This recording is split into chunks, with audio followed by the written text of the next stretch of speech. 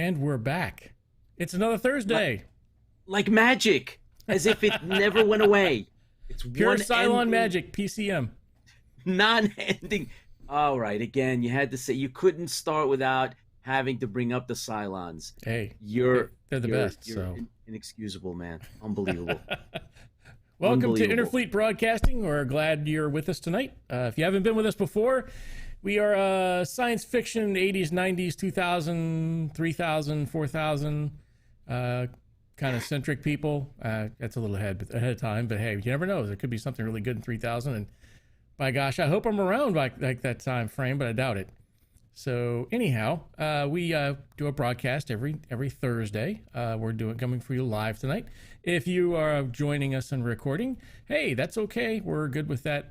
But we like to have you live. We do have the ability for you to comment and everything else. So it's always good to see you live. But we will take you however we can get you. That's what the Cylons say. Yes, of course.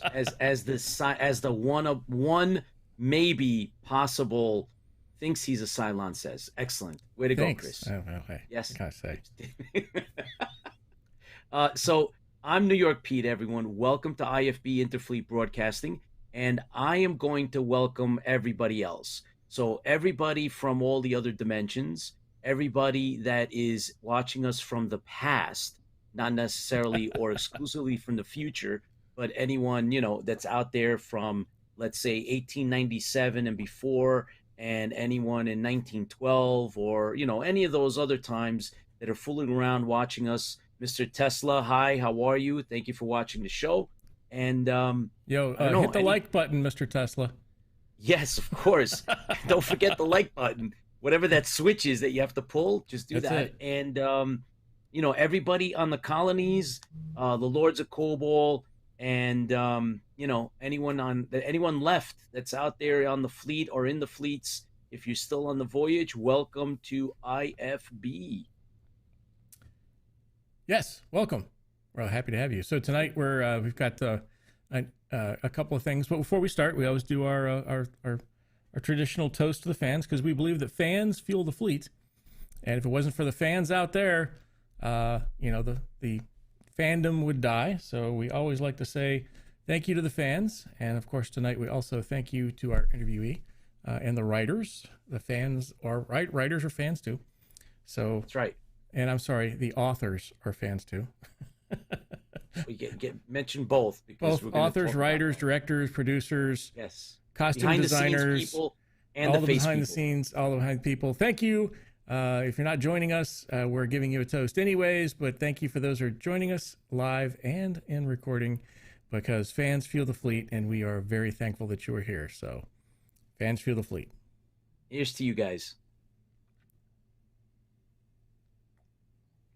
All right. Well, so thanks everyone for tuning in. Let's see. George, JG, thanks for tuning in. Scott, good. Eric Padden, of course, all on board. So welcome to the show, guys. Thanks for coming on. And I wish I could be watching now in pre-2020 COVID world. Yes, Eric, of course. But we will be in a post-COVID world, hopefully sooner than later. And, Chris, we actually... we went on an expedition, and for those of you that are following on the site, then you guys will see that we actually went, IFB went looking and shopping and picking stuff up, and we visited a couple of, I went to the studios. I went to the Too bad we don't have that IFB. photo. You gotta have that photo up. Yeah, I'll be putting that up. Don't worry. The IFB studio, where I got to punch some of those buttons at our headquarters, which was really cool. And then afterwards, we went on a raid, and we visited Third Eye, right, Chris? Yes, Third Eye. Yeah, which is really cool. We didn't get to go to the famous one, or the central one is Annapolis. It's in Annapolis.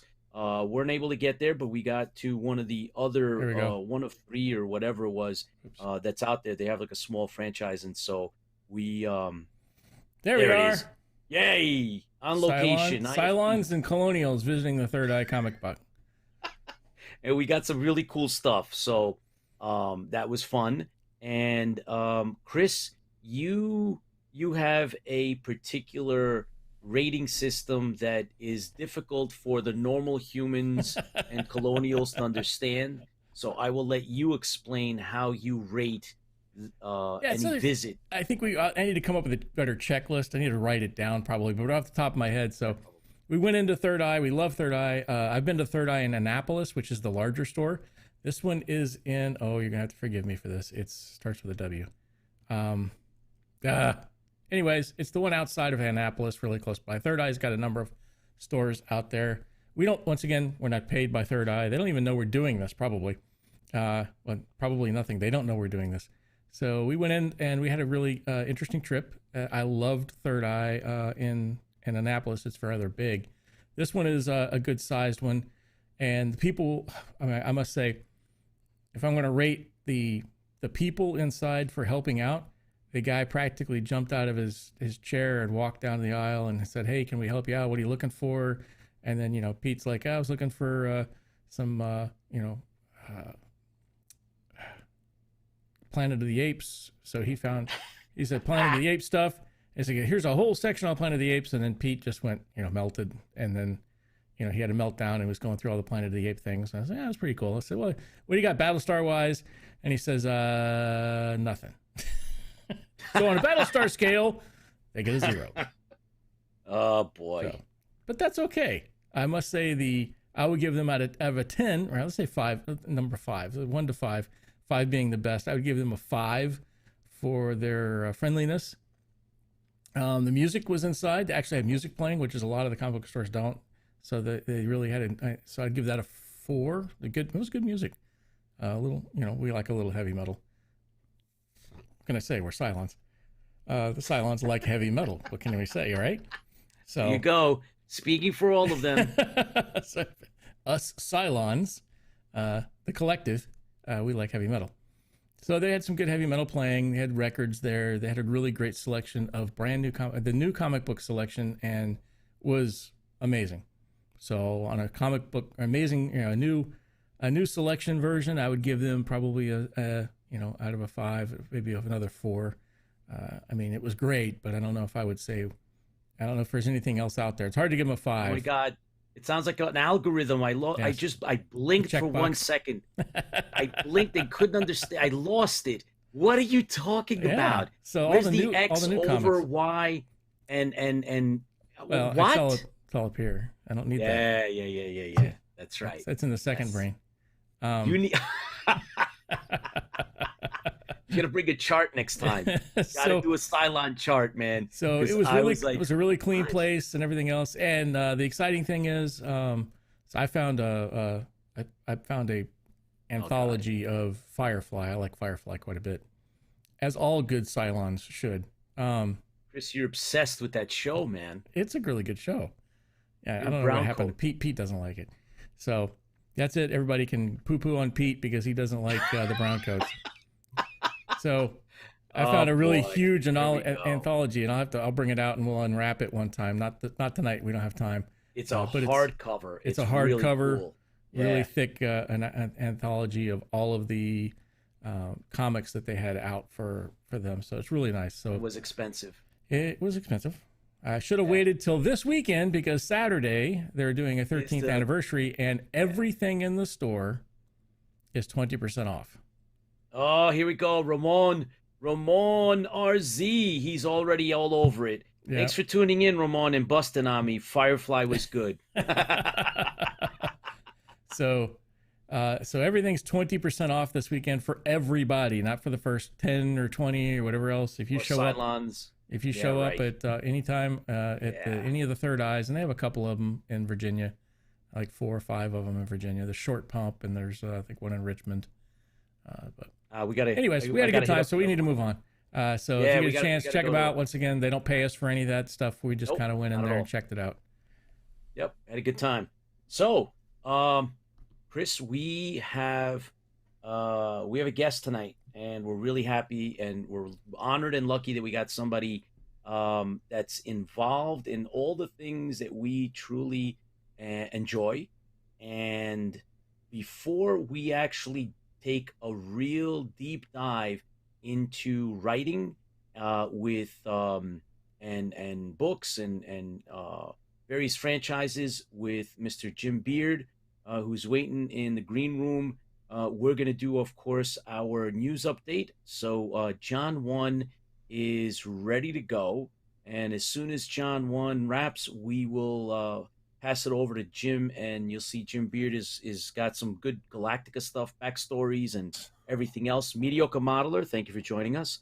So I think, Chris, I think it's that time. I think All right, time for the news. Let's do the news.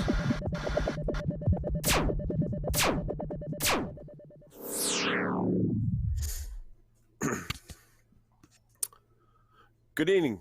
This is John 1 reporting for IFB News. Michael Keaton has confirmed he will play Batman in the upcoming Flash movie. Chris Pratt's new movie, The Tomorrow War, is coming to Amazon July 2nd. He will be fighting, surprise, aliens. Netflix's Love, Death, and Robots Season 2 hits May 14th. It will have naked giants, Christmas demons, and robots gone wild, with Season 3 in 2022. Woohoo!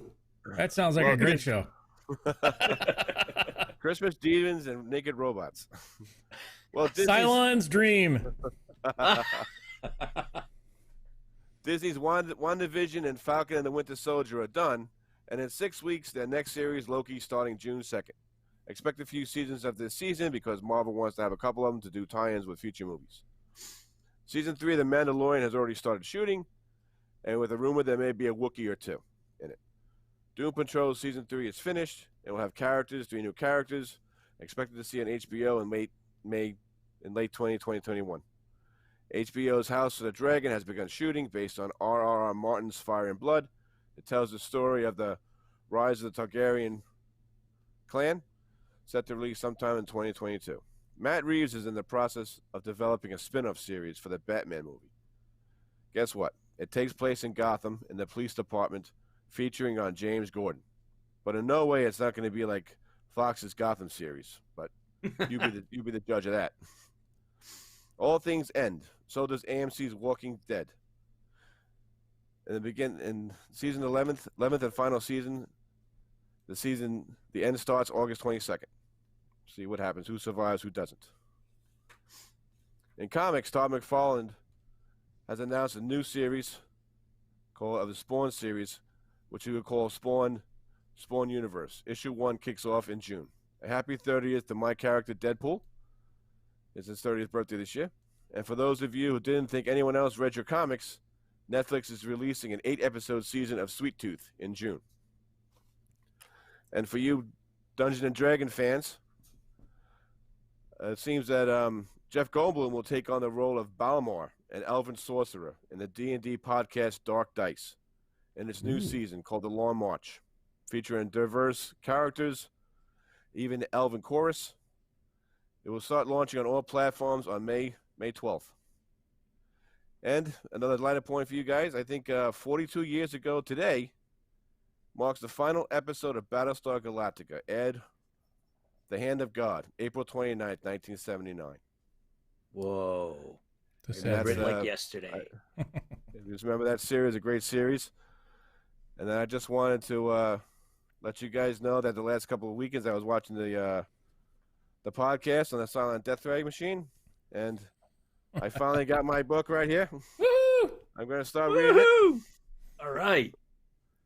And that's all I have for the news today. You guys, we're expecting a good story tonight. I got my fingers ready to start doing a lot of questions with your guest. You guys have a good night. It's John 1 out. Outstanding. Thanks, John. Thank you, John. Thank you. All right. So that leaves us with our esteemed guest, Jim Beard. Jim, you've been waiting in the wings and patiently. Thank you so much. Thank you for joining us. I think you might have to kick me off the show, though. I'm a Firefly fan. Woohoo! I'm outnumbered. That's all we got to kick Pete off the show then. Okay. Brown coat rule. Works for you. Yeah. Hey, you win some, you lose some. Firefly has one of the greatest single episodes of any science fiction TV series. Ooh, which one? The one with the character Jubal Early. Ah. That is the bounty hunter. That is one of the greatest episodes of a science fiction TV series. If you haven't watched it, you have to watch that one episode. Okay. Fair so enough. Pete, introduce Jim. Well, not everybody knows who Jim is. Oh, okay. Well, it's an honor to say that. I'm sorry. I thought I was just supposed to talk. Oh, you're good. You're good. Pete hasn't, Pete's fallen down on the job just like all colonials. Okay, well, I can just take over here, so I don't really need you guys. I'll just start talking. That probably works better, probably. Oh, yeah, it might. You never know. But look, bottom line is, Jim, you've actually worked on a whole bunch of franchises, some of them that are very near and dear to all of us, especially here at IFB, and that includes this here. You actually added an excellent essay to this, which is Somewhere Beyond the Heavens, Exploring Battlestar Galactica, and it was I believe on the 40th anniversary, and you did an essay on Count Iblis, which was, I enjoyed it very much. The Count Iblis. Yes. That's right. There. Oh, yeah. However, there's some other things that you've actually done that I happen to own and have had for a while. A big favorite of mine is Kolchak, of course, and I'm holding up your work here, which is, I think it's referred to as a novella, to be exact, and it's called Kolchak, the Night Stalker, The Last Temptation, by none other than you, Jim Beard. And you've also done something with Planet of the Apes. You've actually done a whole bunch of work with it, but I happen to have this one as well. And I mean, you're pretty prolific in terms of the work that you've done, and you've carved out a niche for yourself. And we're really happy to have you and hear from you. So if you would, Jim, why don't you give us a little bit of background in terms on, how did you start out? How did you actually break into? And then maybe you can lead with your take on Battlestar Galactica. Oh, okay. All right. Well, you sure you don't want me to talk about Galactica first, right? Wow. Where did I start? Well, what's funny is I actually started as a visual artist. That's what I did since I was born and thought that I was going to do, and that didn't really pan out. And in 2002, I sold a 3-page story to DC Comics in a book called JLA JSA Secret Files. Secret Files was the thing that replaced the Who's Who in the DC Universe books that they were putting out. And from then on, I said, okay, I want to be a writer. I've always enjoyed creative writing. Really kind of got into it a little bit more in high school and then in college. And it was always kind of in the background of my life. But when I realized that I wasn't going to be an artist, I went just full blown into writing, and I'm still doing it to this day. Outstanding. But but you've managed to get yourself involved in a lot of the franchises, including, of course, like I brought up, Battlestar Galactica, Planet of the Apes, Kolchak, X-Files. You mentioned DC. Yep. You've done stuff, I believe, with G.I. Joe, some Star Wars thrown in, and a whole bunch of other things. Not to mention your own. I mean, you've created your own works as well. Yeah. I got to tell you, to be honest, all of the licensed work that I have done, I look back and a lot of it, I literally stumbled into.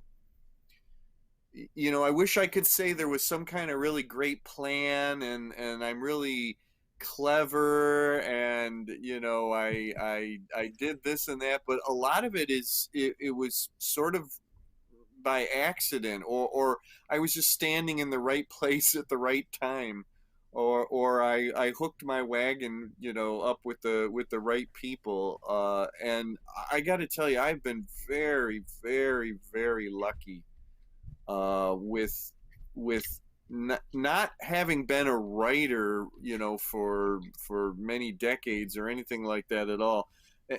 To look back and to see the things that I've been able to do still amazes me to this day. Again, I've just been very, very lucky in doing all that. Hey, look at that.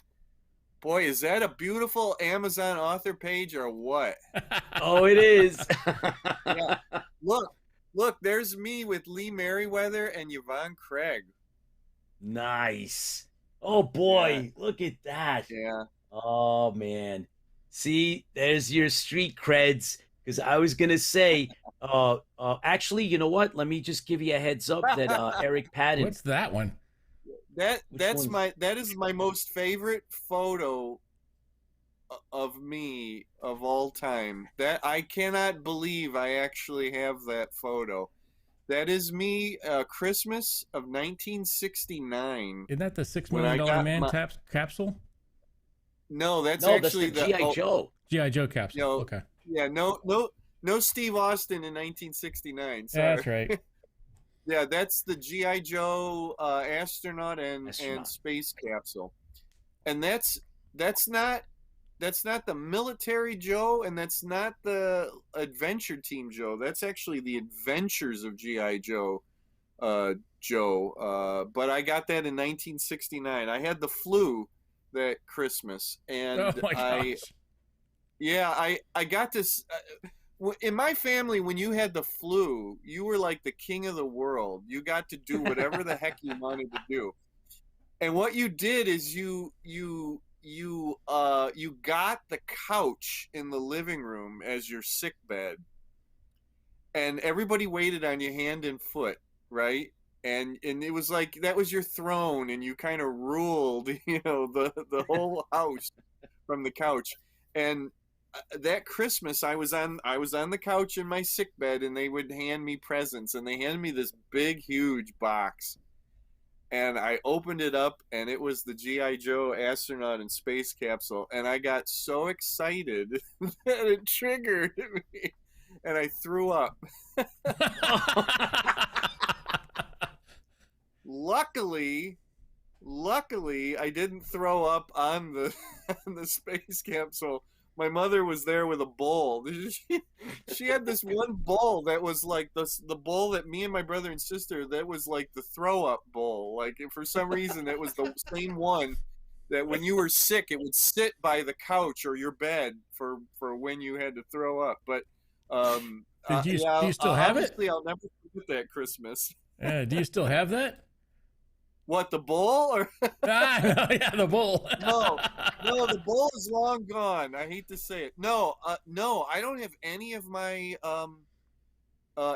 toys from when I have a couple of Hot Wheels. God only knows how those survived, but I really don't have anything from those days. Every G.I. Joe thing that I have, I've gotten, later on and as an adult. Well, Jim, Eric I'm Padden, unashamed to say. one of our past guests, who's also he's a writer himself. He mentioned that 66 Batman books too, which I have read and enjoyed. So there's. Oh, thank you. Yeah. So yeah. You definitely have a street creds when it comes to Galactica. Because we had earlier discussed that you saw the original Battlestar Galactica released theatrical version in Sense-Around in the movies. Yeah. It's kind of hard probably for like younger people now to kind of imagine that. But yeah, they sometimes would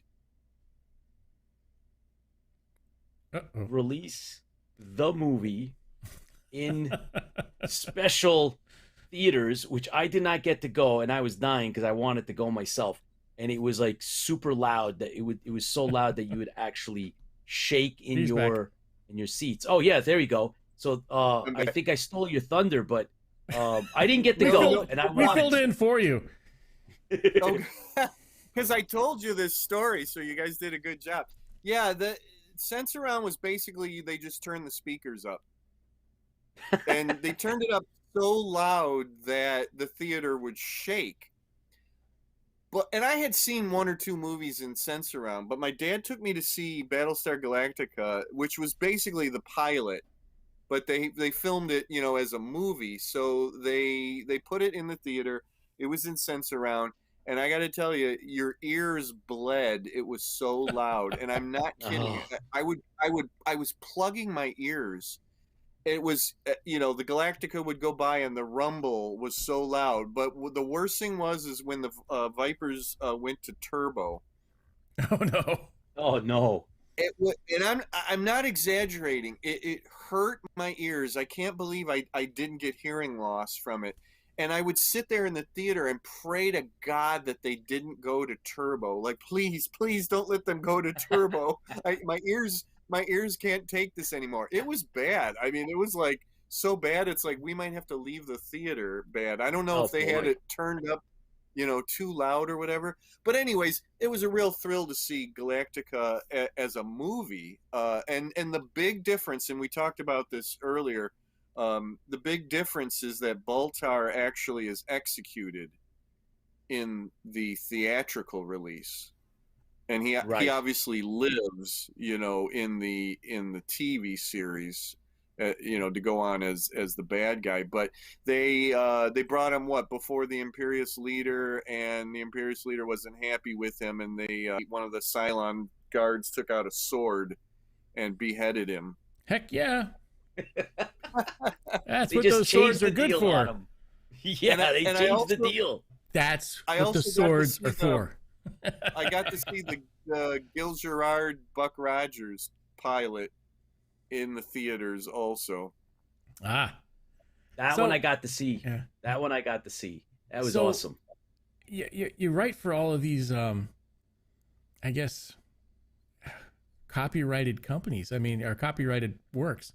How does that work? How do you get to write for Batman, or write for, in our case, Battlestar Galactica or Kolchak, or how do you wiggle your way into that? Because a lot of our audience is interested in writing fan fiction, or some of them are already writing fan fiction.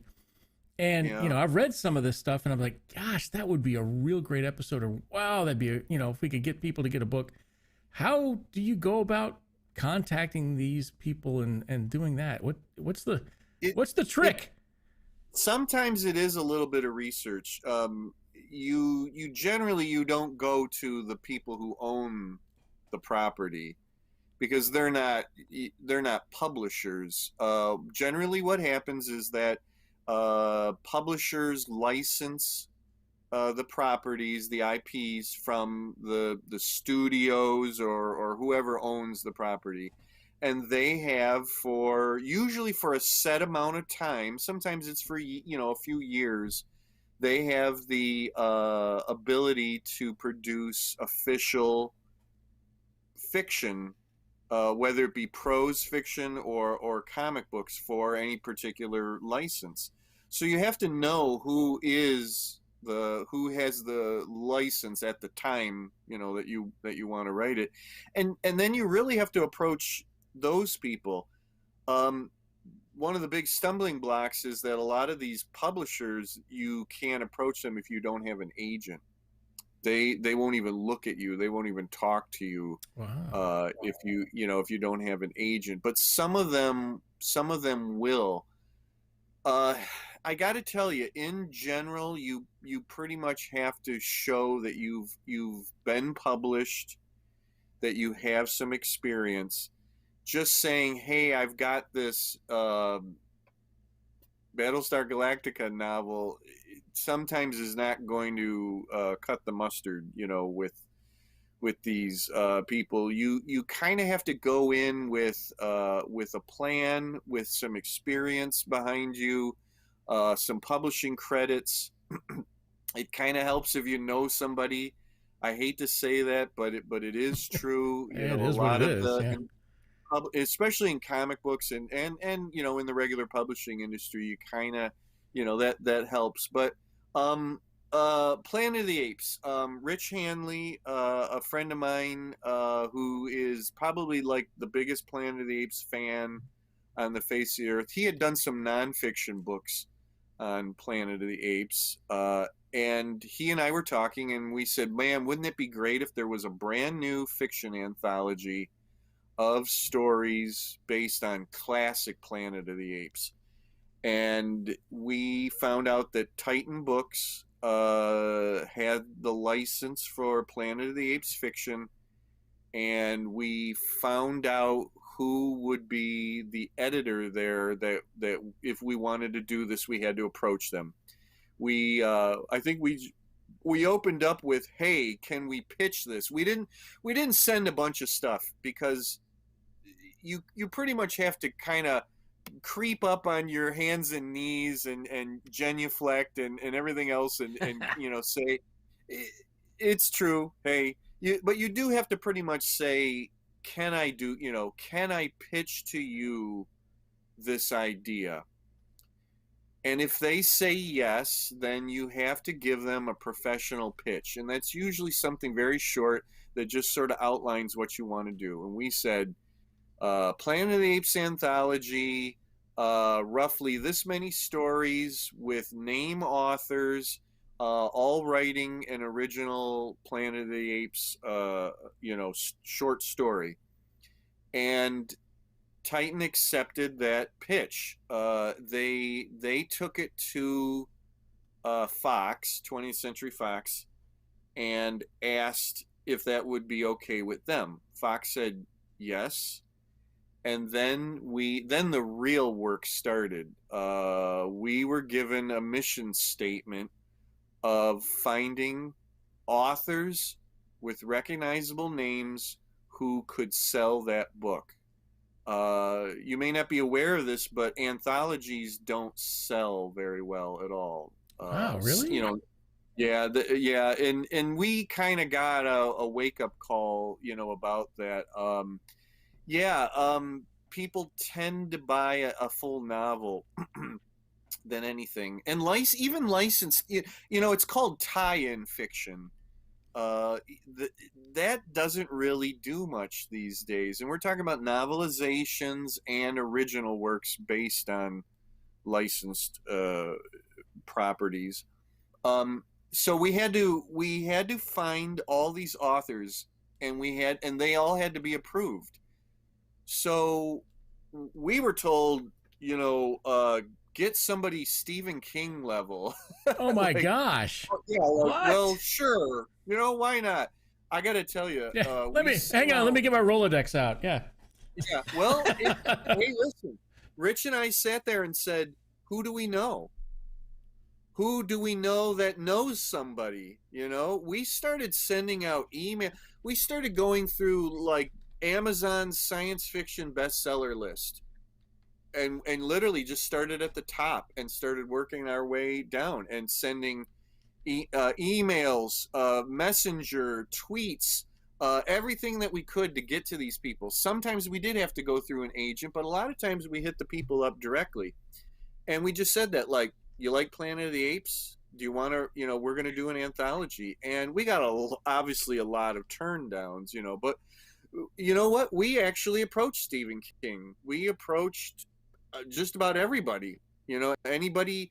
And the funny thing is that we got some people that we were kind of thinking that, wow, what a coup that would be, and Titan tells us, no, that's not good enough.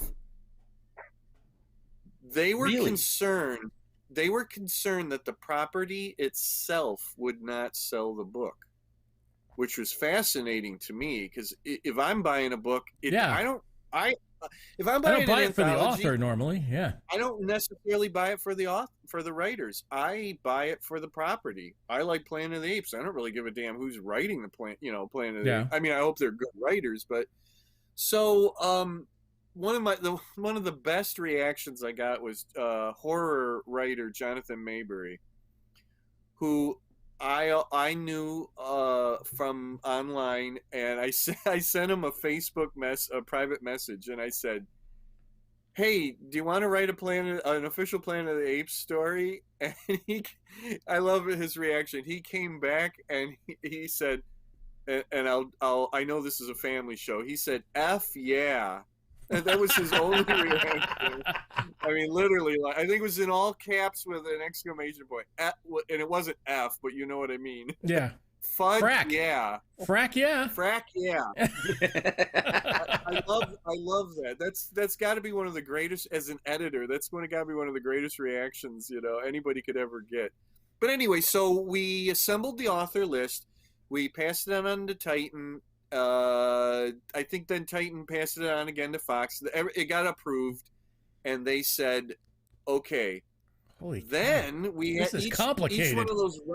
Yeah, it is. Yeah. It's a multi. When you're an editor of an anthology, there's a lot of work that goes on before the writing even begins.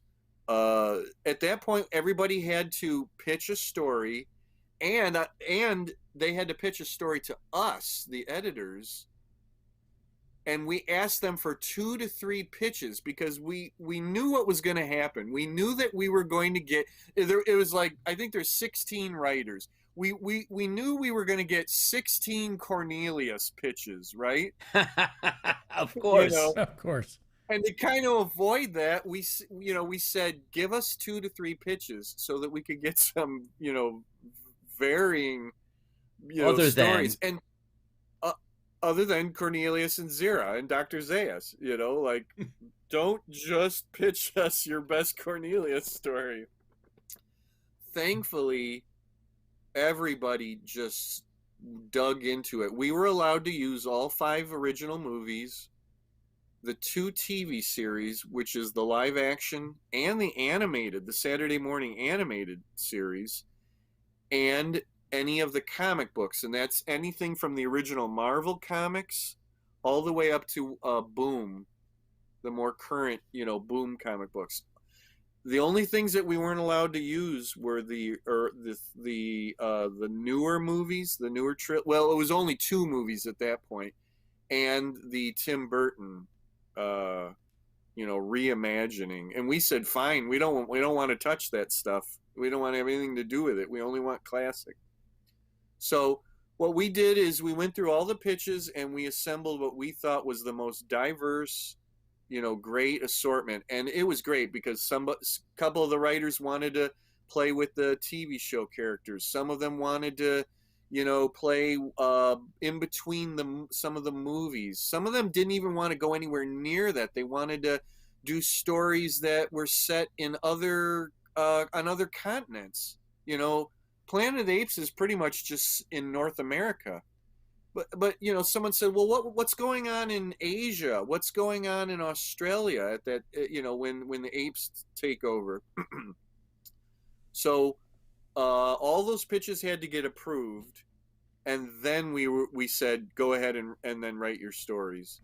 And then Rich and I edited them and we assembled it into one, big document and sent it off to Titan. And they worked their magic, and that's the book that you hold in your stinking paws right now. Yep, that's it. Jim, actually, real quick, before we move on this here, the first name, I don't know if it's up there because it's alphabetical or not, but Dan Abnett. I happen to read a lot of his Warhammer 40,000 stuff, so. He's one of the favorites amongst all of the great authors and writers here. But that's somebody that I know right away. And you know what? He got some of the best feedback for his story. When Rich and I read his story, we sent emails back and forth to each other and said, "This has got to be the first story in the book." There was no disagreement. It was, when we started playing around with the order of the stories, the one thing that we were in complete agreement was that Dan's story had to go first because it's just so incredible. It's about the mutants. It's not really about the apes. He actually took the mutant society that you see in the films and he grew it and he, gave it even more background than it had. And just an incredible story. Incredible. Absolutely. And of course, John Jackson Miller, he contributed, and he was we've interviewed him. Great guy. He was on our show, and Yeah. we had a lot of fun with him as well. But Yeah. let's. Hey, Good. Pete, we got one question from the outside I'd like to throw up. Yeah, Before we go move for it. off of planet. Oh boy, I'm not really. I've not been drinking. Planet. Planet of the Apes. Let's see what we got here. Hang on, wrong one. And I detest bananas. So we had somebody asking. So you've written all of these. You've written a Planet of the Apes thing. So one of one of our Ramon, one of our watchers or whatever else, was looking to know that what do you think about the latest Planet of the Apes movies? And don't hold back now. Just tell us the truth. Okay. Full disclosure, I have never seen the Tim Burton film, and I have not seen the recent trilogy. Tim Burton, I saw in the movies. I know. And Sorry? it was, you could take or leave it. And I saw the first, or the beginning of the reimagined or the redone. I saw that first one, and it's a totally different. It's a different type of. Wow, this is starting to sound like type. It's starting to sound like us when we talk about Battlestar Galactica 2004. It's exactly starting to sound like that, it was the original was really good, and this other one, the new one was, it was edgy and dark, and wait a minute, it just sounds exactly like what we say about 2004. So not that it was bad, not that it was bad, but it was good.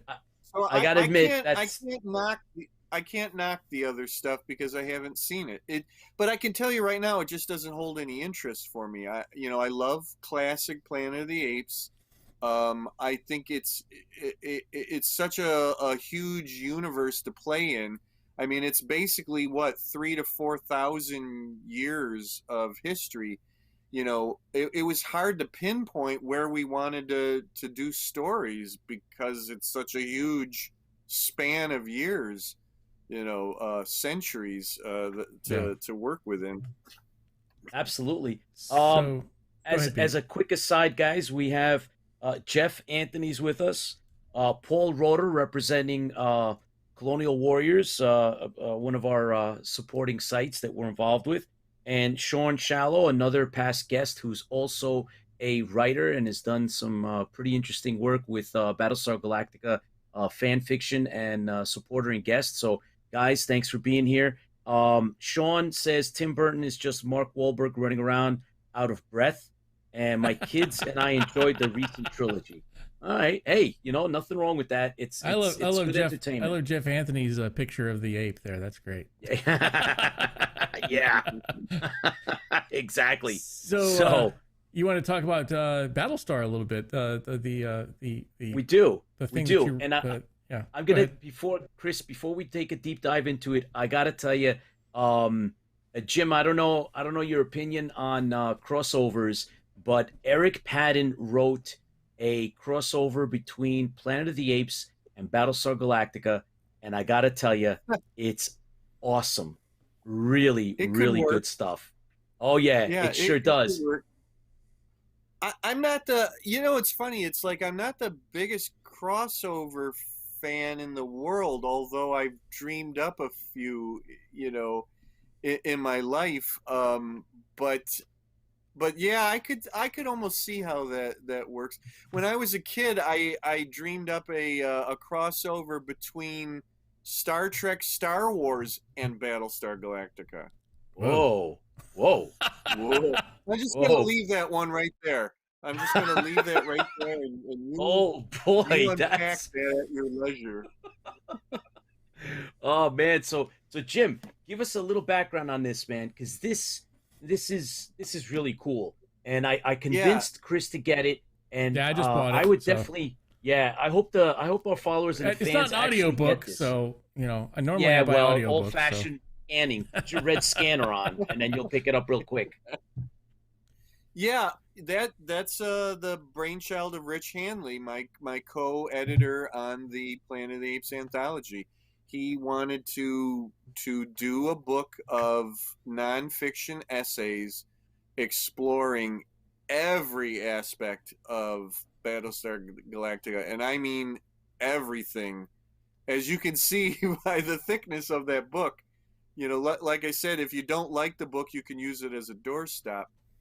But when he was or you can use it to asking, assault your local colonial. you could do that too. Yeah. Because the Cylons are on the front cover. So go ahead. I'm Yeah, sorry. I had to throw we that don't in. promote violence. Yes. Calm down. When he was kind of looking around for pitches for essays, you know, I did watch the modern Battlestar Galactica, and I liked it well enough. But I knew that I wanted to write about classic Galactica, and the one, or it's actually a two-parter. The episode that really always stuck out in my mind is the Count Iblis thing. I remember very well when I watched it how utterly intrigued I was by the question of what the hell, or who the hell, or what the hell, wink wink, Count Iblis is. And I said, that's what I want to write about. I want to go through and give several theories on what Count Iblis, you know, is or was. And this is so funny. I don't actually own Battlestar Galactica to be able to watch it at home, but the sacrilege. I know. Me TV was showing at the time of doing that essay. Me TV was showing Battlestar Galactica, and it just so happened that as I needed to start doing my research, they were showing the two-part episode. So I got to watch it there, made a bunch of notes, found, rediscovered things that I had completely forgotten about the episode, and then went from there, and really just had so much fun writing that one. And I, if I do say so myself, I think some of the theories in there are actually pretty good ones, and then I get, when I get to the end of it, I'm pretty sure that if I remember correctly, I actually picked, what my favorite one is. But it's things like he's Satan, and I think that's pretty common of a theory, that he's the devil himself. I think, I said something like he is a devil. There's a lot of very interesting stuff about the light ships of the angels that are in there, and I talked a little bit, if I remember correctly, about who, like, were they as good as they seem to be, or were they the antagonists, of the story? I also found some very interesting things in the episode that might lead you to believe that Count Iblis was a vampire.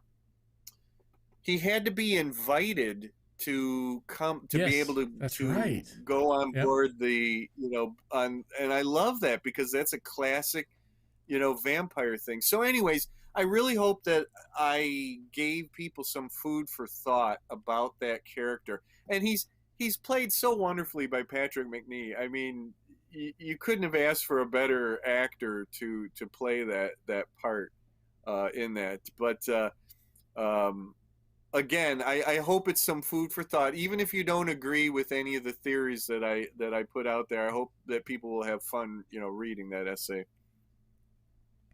Well, yeah, there's at least I read it. I've read it twice, and there's I believe it no less than 6 theories that you put up, and it's a fun read, and it's titled "The Devil Went Down to Galactica: A Question of Iblis," and it's a lot of fun, and these, there's a whole slew of these essays, and they cover all different topics, from things like what you did with Iblis to some of the collectibles, and it's just a lot of fun. And for those of us that are fans on the levels that we are in terms of the original Battlestar Galactica. Even there's an article on 1980, so I know that Razor Ramon. You got to spit when you say that, Pete. You got to. Yeah. He's no. Ramon is a big fan. So I got to tell you, Ramon, there's an article in here on 1980. So it's actually really good. Galactica 1980, one of the worst science fiction TV series of all time, that ended with one of the very best episodes of any Battlestar Galactica at all. Oh yeah, which, I agree with that. Yeah, just that last episode, and I remember watching it firsthand, and it just came out of nowhere, and I don't even know how I got through that series and ended up watching the last one. But I'm glad I did, and I'm glad I was there for it. Yep, Return of Starbuck was the best 1980 piece no question, hands down. Eric says he just put this up, Jim. He says if Patrick McNee hadn't been cast, Iblis wouldn't have had that connection to the Cylons, etc., with the voice. The script didn't have that conversation with Baltar, so they added that in since it was him, which is fascinating. Incredible. Yeah, it really is. So. I hate to say this, it's been a little while since I've reread my essay, but if I'm not mistaken, I put forth something in there about a connection between Iblis and the Imperious leader. Yeah. Yes. Yeah. Yeah. I'll say no more so that people will want to read. Yeah, no, right. you definitely covered it. So it's really good. Definitely enjoyed it, and like I've told the fans, most definitely worth getting that one. And we will probably do more on that at a future show. Jim, one of the last things, I mean, you've actually covered in your works Spider-Man, Captain Action, Ghostbusters, Karnaki, the Occult Detective, which we'll talk about, and of course your own writing, your original work. And there is just something that we have to bring up and spend a little bit of time on, and that is one of my all-time favorites, Kolchak, the Night Stalker. Pete drools over Kolchak. Oh yeah, big time. Pete introduced me to Kolchak. I've never watched it until Pete told me. You don't know what you're missing, buddy. We're gonna have to do a watch. That was a bucket list entry for me. And again, I was very lucky to be able to do an official Kolchak story. Oh, absolutely. This is one of my, it's Star Trek, Battlestar Galactica, and Kolchak are my top three growing up. Wow. It's big to do. So, The Last Temptation, and it's a novella, and I did what you're not supposed to do, because in the back you say, if you skipped ahead, go back and read it. But I went and I read, but then I went back and read it just like you said. So it was really cool. Really enjoyed this. So Moonstone, they have, I guess, the IP for Karl Kolchak, and you snagged it. They've had it for quite a while. Yeah. From what I understand, they deal directly with the Kolchak's creator. Because interesting. It's Jeff Rice, I believe. Okay. I hate to say that it's Jeff Rice, if I'm not mistaken. If I understand it correctly, Kolchak is not owned by a studio. The character is actually owned by him. So Moonstone, I believe, deals directly with him. Interesting. As so, he reaches in back. terms of, this is what's known as the brag shelf back here. This is all my book. Hey, don't worry, we all have those. I've got mine. I got those. Oh yeah. I have the. Look at that, Pete. He's got the hardback. Pete, you're gonna have to buy the hardback now. Boy. Look! I've never even opened this. It's still nice and tight here. Woo! Outstanding. Collectible. Is it signed by the author? No, You he's a real you better get that bastard. signed He's by a the real author. I think it'll be bastard. He worth more won't money. sign things. Yeah. Yeah, Jeff Rice. Jeff Rice created Kolchak. If you get that signed by the author, it'll be worth more money. Oh yeah, but you ought to talk to him. Yeah, there's unfortunately, Jim, there are some that don't know too much about Kolchak, and unfortunately, my co-producer and one of my best friends, the Tipsy Toaster, all these years has been blind to who and what Carl Kolchak, who he is, and the show, and it's another one of those one season wonders, with the exception that it had two TV movies that kind of sparked it, and it was something of a phenomenon when the first movie was a major hit, the TV movie, and then there was another one, and then they decided to do the show, and I gotta say something. I gotta say something about that first TV movie before I forget it. If you haven't seen that TV movie, it is to me one of the best vampire films of all time. It's definitely one of the best vampire films of its time, of the 1970s, definitely. And people don't look at it like that, or maybe even really know that. But if you're a fan of vampire films, you have to see that first Kolchak TV film. That's it. That's what I wanted to say. Oh no, absolutely agreed. It's incredible. And some of the the monsters of the week that Darren McGavin had gotten tired of were pretty inventive, and the writing was pretty good. Some of it, when he was having some issues, there was this, they got a new showrunner, and there was some turbulence, but for a one season series, and especially, I don't know if it has a lot or a little to do with the fact that we were a certain age, just I guess with everything else. But I'll tell you, I've watched it time and again, Jim, and I love Carl Kolchak. Yeah, one of the things that's fascinating to me is how I viewed it as a child and how I view it now. As a child, it scared the crap out of me. Right. And I did not see the humor in it, or Kolchak's worldview, or sarcasm, or really kind of anything like that at all. All I remember is that it was super creepy, scared the crap out of me, and there were certain images from it that just seared themselves into my brain.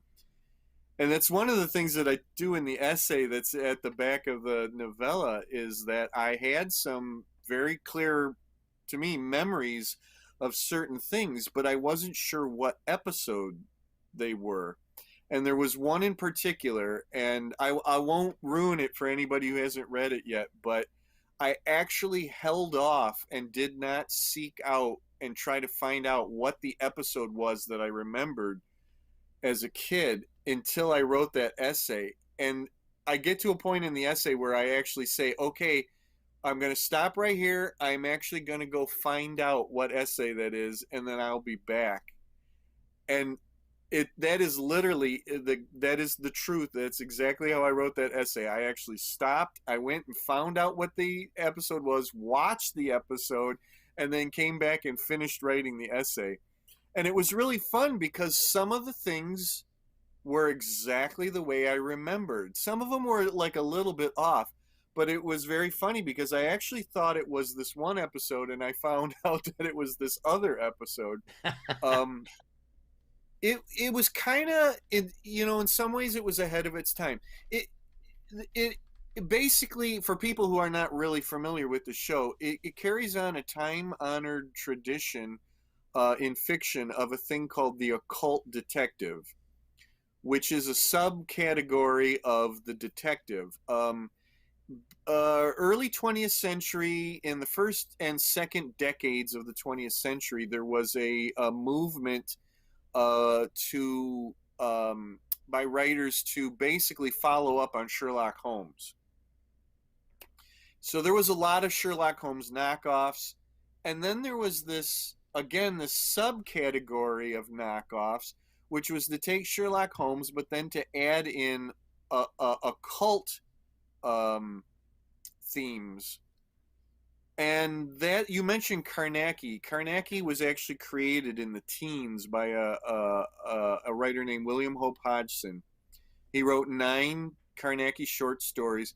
And what those are is that Carnacki solves mysteries involving basically ghosts. And they're really fun stories to read because you don't know until the end of the story whether it's a real ghost that he's investigating or a hoax. And that's what makes it really fun. So anyways, Kolchak is a 20th century continuation of the idea of an occult detective. Now, Carl's not actually out in the world to stop menaces. He's out in the world to investigate menaces and to bring them into the light and to, you know, kind of expose them or whatever. But what I love about it is Carl is basically an accidental occult detective. In the course of his investigations, he sometimes, you know, does something to stop the menace, even though that's not really his primary function, you know. Right. And then, of course, the whole joke is that most times no one believes him at the end. His boss doesn't believe him, and or his articles get, you know, put on page 36 instead of the big deal that he thinks that they're going to be. And that's kind of the, you know, the joke about it. Some people might argue that it is a one joke show. It's barely one season. I can't even remember how many episodes it is off the top of my head. But you know what? Those are the shows to me that are kind of beautiful in that they're a finite thing. You know, it's only this much. They burn bright for a very short period of time. They burn themselves out, and then they fade away into legend. And then we have them today to look back on, and it's just this perfect little finite thing. I look at my most favorite TV show in the world as that same way is the 66 Batman TV series. People say, "Oh, I wish there was a 4th season," and you know, it's like, no, you know what? It was this thing. It was a product of its times, and it burned very bright for a very short period of time, and it was done. And you can't duplicate things like that. Now with Kolchak, it did actually get duplicated. Chris Carter, the creator of X-Files, cites Kolchak as one of his primary inspirations for the X-Files. And you can totally see it in all the Monster of the Week episodes of the X-Files. They're walking in the footsteps of Kolchak. And they obviously Kolchak is not a government agent, you know, but it is that. It is, and they did homage. They played some homage to Kolchak. They brought Darren McGavin back, and they couldn't convince him to be called Kolchak. Yep. They wanted him to be, but he played a someone that had been sequestered away, who investigated these types of occult occurrences before Mulder. And he's the character is actually the basically the creator of the X-Files, you know, in the show. That he was a younger guy. He's the one that actually started the X-Files. Yes. Or what's really funny is it's his secretary. His secretary actually names the X-Files, and it's kind of an accident. Like she runs out of she runs out of file space in the file cabinet and ends up in the X's. So it's the X-Files. In many ways, it's a shame. It's really great. Darren McGavin's in 2 episodes of the X-Files as the same character. It's kind of a shame because he's not used very much in those episodes, Right. And I think a lot of it had to do with that Darren McGavin wasn't in very good health. In fact, he was actually started to film a third episode and passed away. Oh wow. Oh, wow. So yeah, so even if they had convinced him to play Kolchak, I'm not so sure that he would have been able to do enough to really give us a great, return of Carl. But as legend has it, he wasn't real happy with the show, with Kolchak the show, and he was the prime reason that they stopped the show. And I think he was the kind of guy that just, he did something and he moved on, but to this day he's one of the most unique actors I think ever. There's no mistaking Darren McGavin for anybody else. He's a very unique a guy, and you just love him, when he's on the screen, whether he's the dad in A Christmas Story or he's Carl Kolchak or he's in the X-Files or whatever else. He was quite a singular person on the screen.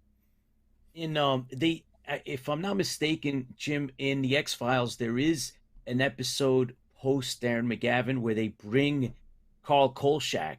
They get an actor and he wears the seersucker jacket and he portrays Carl Kolchak in a cemetery when they brought back X-Files. He's not named Kolchak, but it's very obviously what they're trying to do. It's in the more recent revival. Yeah. And it's a very funny episode. It's in that tradition of some of the X-Files episodes that were humorous. Jose Chung's From Outer Space, is one of the ones that I'm thinking of. And yeah, the moment that guy walks on the screen, I remember watching it going like, why is that guy dressed like Kolchak? Yeah. It's the suit, it's the hat, it's the whole thing. Yep. I'm like, what the heck are they doing here? But obviously it's quite an homage, to some of those like Sean mentions, it's some of the best shows are one seasons. I mean, it does break our hearts that it's only one season, but I haven't watched Kolchak, so I'm gonna have to now. But I mean, I started watching a couple of them, but there's Firefly, there's Battlestar Galactica. Of course, then again, seasons in 1978 are 24 episodes. 24 episodes, right? Seasons and nowadays are like, depends on if you Netflix, or it could be 6, could be 8, could be 4. Yeah, it could be 6, exactly. Yeah. Oh, absolutely. Yeah, Falcon and the Winter Soldier, 6 episodes. Yep. Yeah, incredible. We also have another question. Go ahead. Yeah. I was just gonna say, make sure you start with the TV movies. Don't start the series. You have to watch the TV movies. Okay, I'll have to rent those because first. it really sets everything up. And in fact, my Kolchak story is in some ways a kind of a sequel to the first TV movie. Oh, okay. Nice. The context. Eric Padden.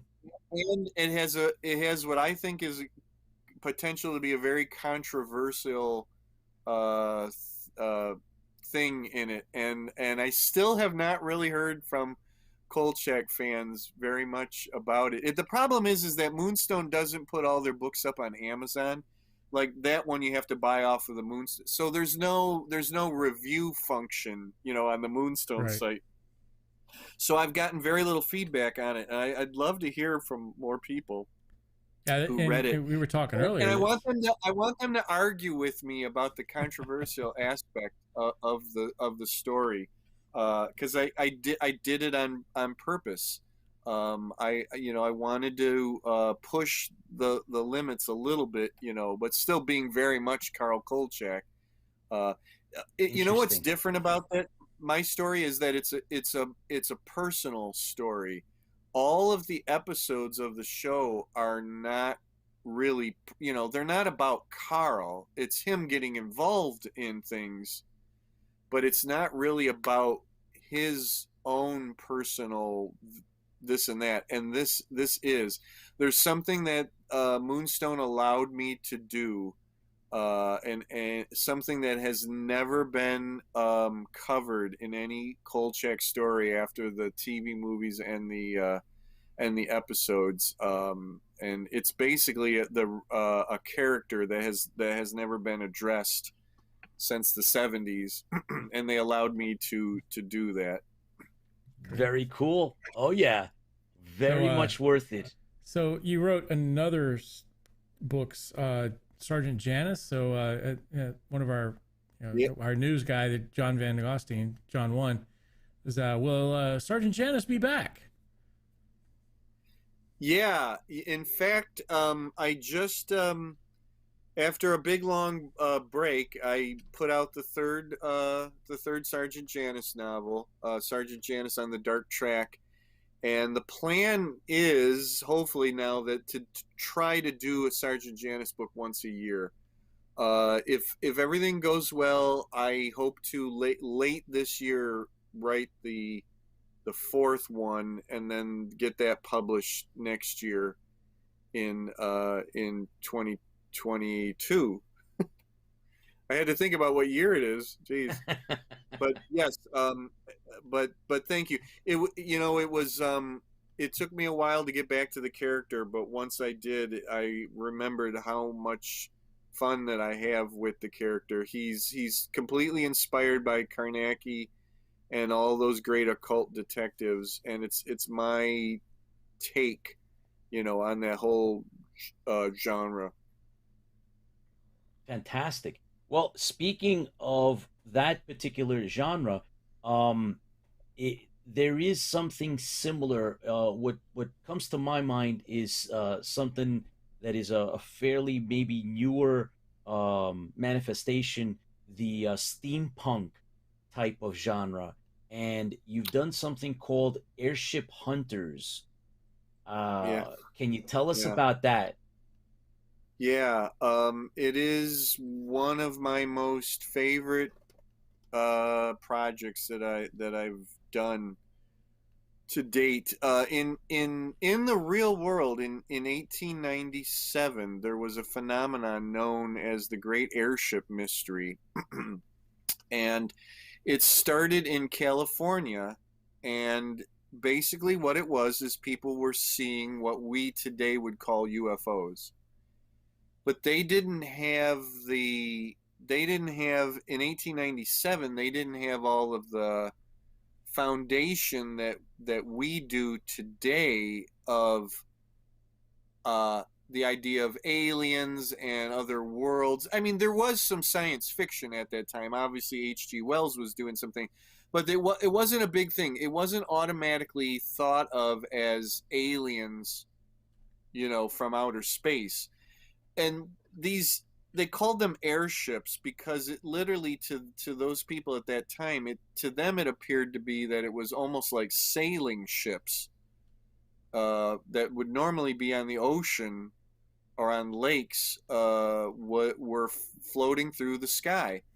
And it was very interesting because the phenomenon actually started in California and then moved east and went all the way up to about Lake Michigan.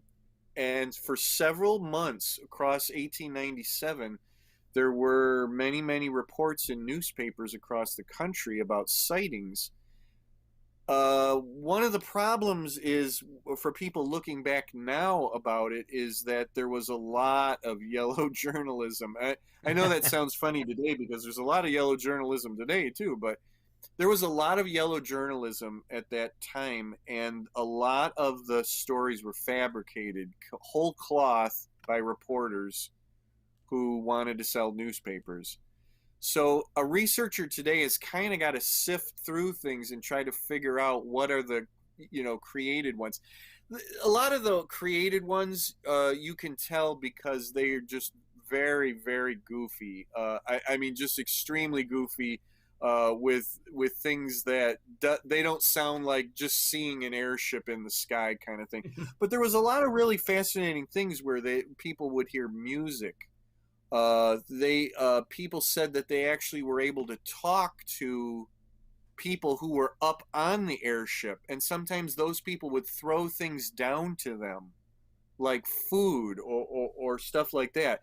So, anyways, my co-writer Dwayne Spurlock and I said, we want to answer the mystery. We want to come up with a solution to the real life mystery, but in a fictional way. So what we did, and we call it in 1897 X-Files, is we have two government agents. We have an army officer who actually is coming off of being on leave. He was actually injured when a cannon went off near him, and he's coming back from leave, and he's paired with a Treasury officer. The Secret Service didn't exist in 1897. The Secret Service grew out of the Treasury Department. So the other character is a young guy who's a Treasury officer, and they're kind of forced to work together and sent out into the United States to try to figure out what the mystery of the airships is. And one of the speculations in it is that it's a foreign nation spying on the United States. This was around the time of the Spanish-American War. So there was some thoughts to that. But we went at it in a way, again, that the word alien is never brought up. The words outer space is never brought up. Nobody in our novel thinks like that because they don't have that foundation for it. Science fiction is not a household term. Most people's minds would not immediately, you see a flying saucer and you go, oh, it's from Mars, or it's from Andromeda or something like that. They did not have that. Flying saucers, that didn't come into being until the 40s, 30s, 40s, and into the into the 50s. So it was a really interesting way to think about it. And they go around to real cities. They're in Detroit. They're in Kentucky. They're out in the hills and mountains outside of Washington, D.C., and in that whole area. And they dig deep into the mystery of the airships. And we provide an answer to the mystery at the end of the book. Fantastic. So, Jim, tell us, what are you working on now? What's in the wings? What's out there? What's your current project? And what do we have to look forward to? Okay. I'm really excited to say that I've teamed up with Moonstone again, and fingers crossed that this summer, probably late summer, I will have an original Green Hornet novel coming out through Moonstone, and that is Green Hornet based on the '60s TV series, the good one. The good one, the Van Williams, Bruce Lee TV series, and very excited about that. That's called Green Hornet: How Sweet the Sting. Nice. And I've never written a fantasy novel before, and when I say fantasy novel, I mean like Tolkien, like Lord of the Rings, sometimes called epic or high fantasy. And I have a fantasy novel coming out this summer, and I'm currently writing the second book in my DC Jones and Adventure Command series, which is a thinly veiled version of G.I. Joe and the Adventure Team. Nice. It actually began as actual Adventure Team fiction that I did for a thing called Kindle Worlds back in 2015, 2016. There was a platform on Amazon that allowed writers to write authorized fiction within a license, and one of the licenses that they had was G.I. Joe. But everybody was writing Real American Hero, and I said, I grew up with the Adventure Team, so I want to write the Adventure Team. And I found out that I could. So when that went down, we were all stuck with our GI Joe fiction, and we couldn't do anything with it. You know, that was characters that we don't own. It would be illegal to, you know, copyright infringement to try to publish that stuff. So basically what I did is I took my Adventure Team fiction and changed the names to protect the innocent, and revamped it into DC Jones and the Adventure Command. And anybody who loves, you know, the classic 12-inch GI Joes and the Adventure Team will hopefully enjoy what I'm doing here. We made it look like a one of the toy packages on the cover there. I'm looking at it. It's like I did it, and I'm laughing at it, you know, because it's so fun. Cool. Yeah, there's actually instruction sheets in it. There's 3 stories, and each story opens up with, we actually made fake instruction sheets where it tells you how to use your True Talk DC Jones and to get him to say different things by pulling the string on his back. The story is actually set in 1973, and it has all the, you know, the fun equipment from the Adventure Team except renamed, so there's no infringement if Hasbro is listening. And I had a really good time with it. There's a brand new audio book of it. Yep, just bought it. Yep, thank you. That I did with Oasis Audio, and we couldn't do instruction sheets in between the stories. It's an audio book, so I suggested to Oasis that we do DC Jones TV commercials. So they did a wonderful job. I wrote little scripts inspired by the Adventure Team commercials from the 70s, and there's music with them, and they're kind of scratchy sounding. It sounds like they pulled them off of YouTube, and you know, I love it with that overheated, you know, delivery, you know, like, you know, you're in command with DC Jones, you know, and you know, in the jaws of the dragon adventure set, you know, awesome. You know, at the end, DC Jones sold separately, you know, equipment and outfits sold separately. Go to your store and buy. We had a blast. We had just a blast with it. So I'm actually writing book 2 right now, and if all goes well, I actually have a GI Joe action figure show that I'm doing. I've done comic book shows and all other kinds of shows, but I've never done a toy show. And that's going to be in Lexington, Kentucky on July 31st.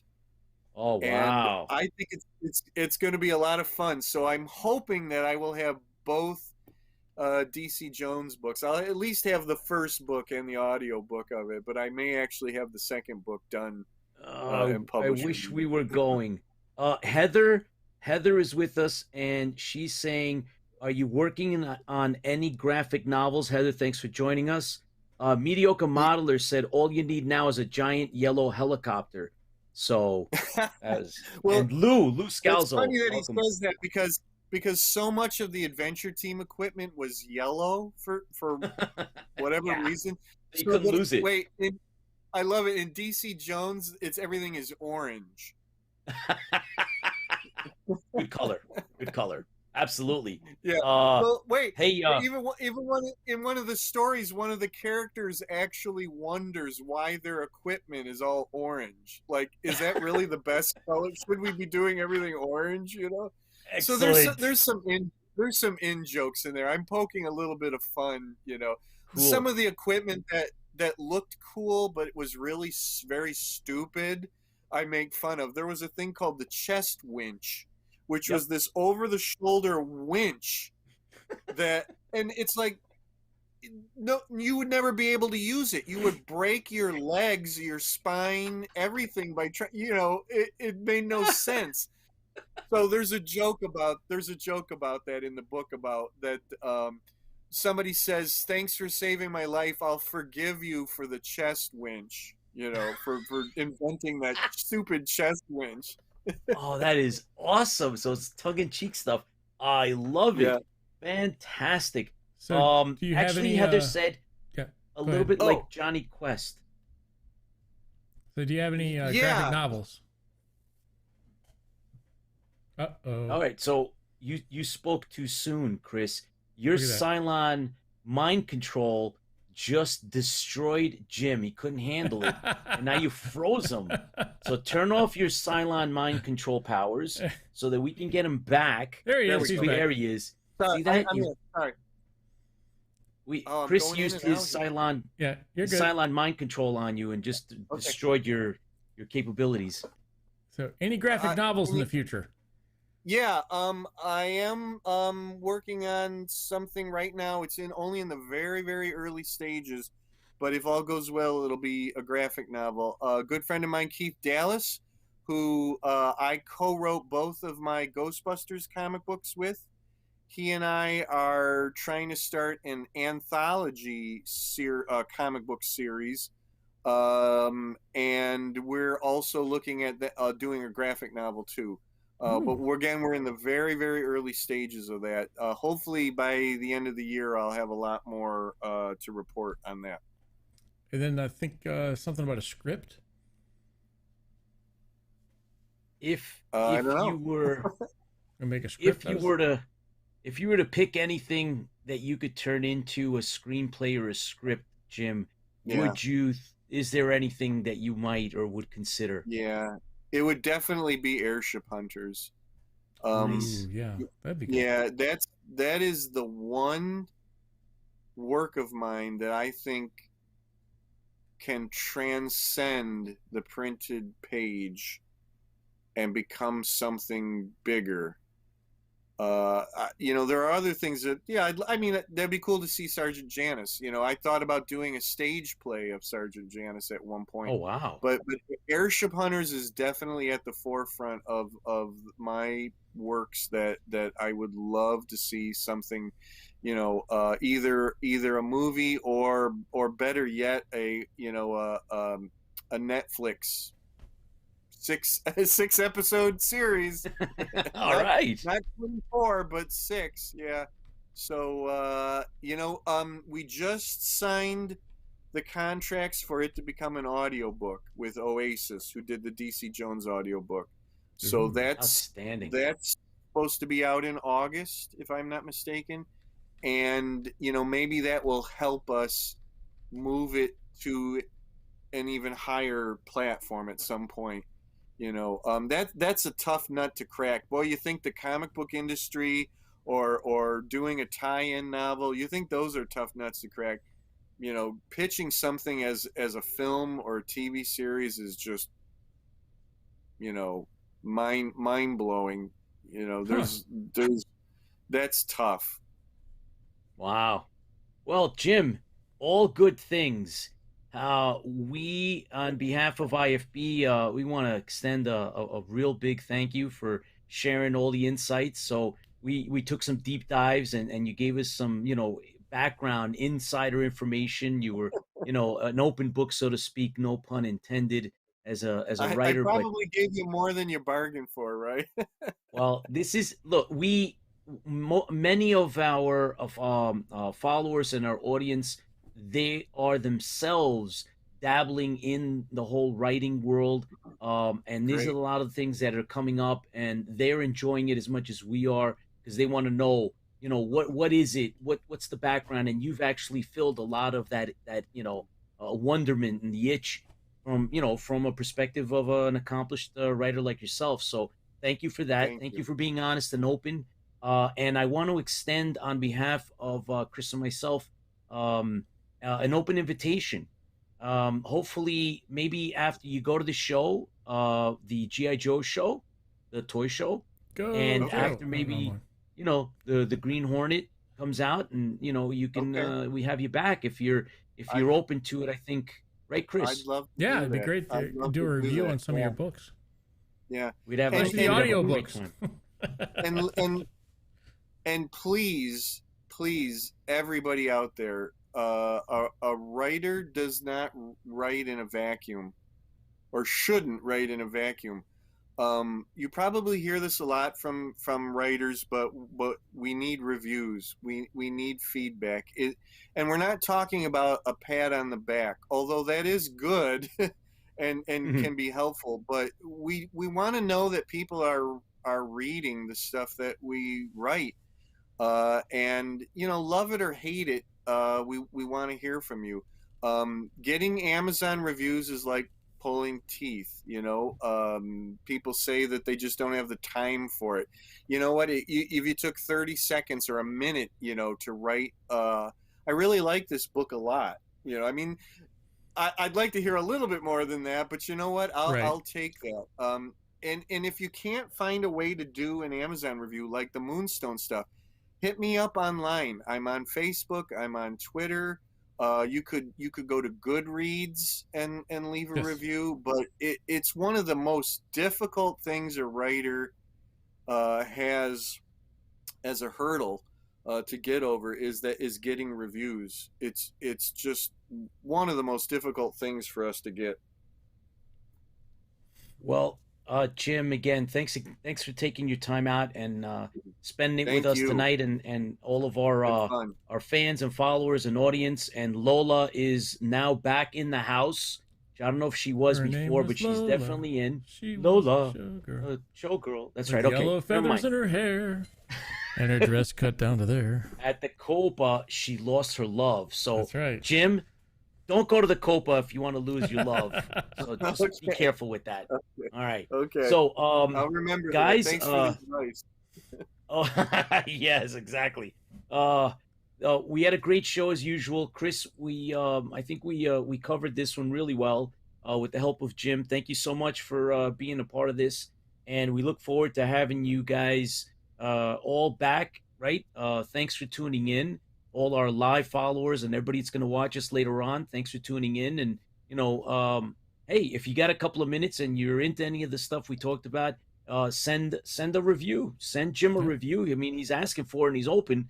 I don't know if that's if you're going to be too pleased with what you get. Maybe, I don't know, Jim, you might be opening up a can of worms, but I'm sure that some of our readers are going to send you something. I'm sitting here with a can opener, waiting for that. Excellent, excellent, outstanding. So thank you so much for joining us. Thank you for having me on. All right, Chris. I think it's that time, man. It's the swan song. Listen, everyone. Thanks for tuning in. We gave you the updates. We gave you the news. We have more guests. We have more 10. Centons with found colonies of fans. We got plenty of guests coming up, right, Chris? We got things to review, things to talk about. We're going to be busy. We're going to be busy, and we are looking forward to conventions. And of course, I mean, needless to say, we are going to be back with the book. Oh, boom! Yeah, you couldn't have done that any faster. I know that I couldn't have because I'm not a Cylon, so I'm glad you did that. The book is back on track, and we'll be doing that, no questions asked. So that's a part of the big picture. And we have a couple of surprises as we, move through this particular year and get into the summer. We intend to visit. I know, Chris, you're going to be out and about, and so you're going to go out. Next week I'll be in Chicago looking at some comic book shops there. And don't, whatever you do, so Chris, if anybody's got any recommendations for Chicago, let me know. Yeah. Yes. And Chris, whatever you do, please don't forget to use that complex system of reviewing the shops. Don't hold back. I'll whip out the spreadsheet. Yes, you do that Cylon thing you're doing of the zeros and ones and 110011 scan, and then come back and tell us how great or complicated the visit was, and we'll enjoy that. We'll put up some pictures, I hope. We got some more pictures to put up. So far we've been to New York. I've been to New York with you, and then we went to Philadelphia and looked at a couple of those there. Then we came down to DC, and now we're headed up to Chicago. And we're looking forward to the cons. So as far as we know that Reed Pop is definitely going to be doing their cons. We're not sure how that's going to play out, but needless to say, we definitely intend to attend some of the conventions. So we'll see how that plays out. So IFB will be present for that, right, Chris? Yes. And I don't know, man. We got some other stuff coming. We got some good things. And lots of stuff coming. Lots of stuff. We got guests all the way into June. So that's a good thing. Actually, Lola, I will probably be in Florida a couple of weeks after Chicago, believe it or not. Well, I'll be in probably Jacksonville. Oh, sorry about that. Lola says try Florida. So yeah, I'll be in Florida. Yeah, what the hell? Chicago Comics. All right, Heather put up a Chicago Comics there, Chris. So I have to check that you out. should look into. Yeah. All right. Sounds good. All right. So, Chris, I guess I don't know. It's about that time, man. It's about that time. So yeah. Thanks everybody for joining us, and we'll be back next week. You got something? I see Pete doing this. Thank you for tuning in. We love having you on board. Keep clicking the thumbs up, and don't forget to tell your friends about our show. If you want, if you want to keep in touch, or you want to reach out to us outside of, during live or, messengers or whatever, please keep in mind info@interfleetbroadcasting.com is the email. Feel free to use it, and don't forget to give us the thumbs up. Stay safe. See you next show. Fans, fuel the fleet. And everybody that tuned in live, thanks for joining. It makes a difference. And everybody else that tunes in afterwards, thank you as well. Paul, you take care of yourself, and everyone else, Eric, Mediocre Modeler, George, Sean. Heather, John, Sean, Lola, everybody Ramon. that was here with us. Lola, I'm starting to sound like thank you. Starting to so sound much. like I see Lola and I see John and which show am I thinking about? Romper Room. Remember Romper Room with the thing? Yeah. I'm probably dating myself. Teletubbies, man. Teletubbies. I remember the Oh, Teletubbies come on. really, really well. So Oh. by the Lords of Kobol, By the Lords as of Paul Kobol. would say, from So quoting say we Battlestar all Galactica. and all that other cool stuff. Yep. Good night, everyone. May the Lords of Kobol watch over you, and fans feel the fleet. Thanks for joining. You guys are awesome, and we appreciate that you guys are fans and watching us, and we have a great time with this, and we will see you next week. So with anything else, we'll have to, I hate to say it, but we have to go. So y'all take care. Boom.